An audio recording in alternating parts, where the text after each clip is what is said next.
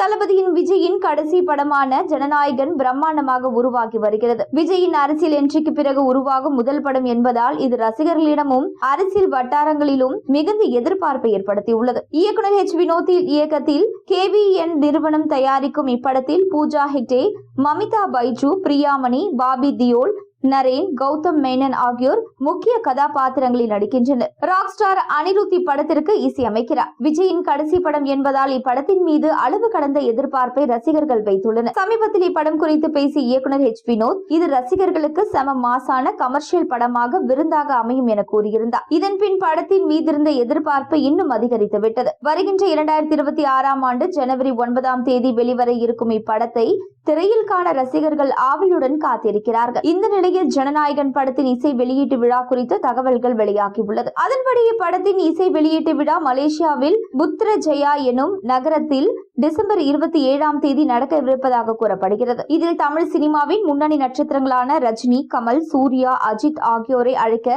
திட்டமிட்டுள்ளதாகவும் தகவல்கள் வெளியாகியுள்ளது. மேலும் மற்ற மொழி கலைஞர்களையும் அழைக்க திட்டமிட்டுள்ளதாக கூறப்படுகிறது. ஷாருக் கான், அக்ஷய் குமார், மகேஷ் பாபு, அல்லு அர்ஜுன், துல்கர் சல்மான் போன்ற பிரபலங்களையும் அழைக்க இருப்பதாக கூறப்படுகிறது. இதுவரை தமிழ் சினிமாவில் வரலாற்றில் இப்படி ஒரு இசை வெளியீட்டு விழாவை பார்த்திருக்கவே முடியாது என்ற அளவுக்கு மிகவும் பிரம்மாண்டமாக நடத்தவிருப்பதாகவும் தகவல்கள் தெரிவிக்கின்றன. ஆனால் இது அதிகாரப்பூர்வ தகவல் இல்லை என்பது குறிப்பிடத்தக்கது.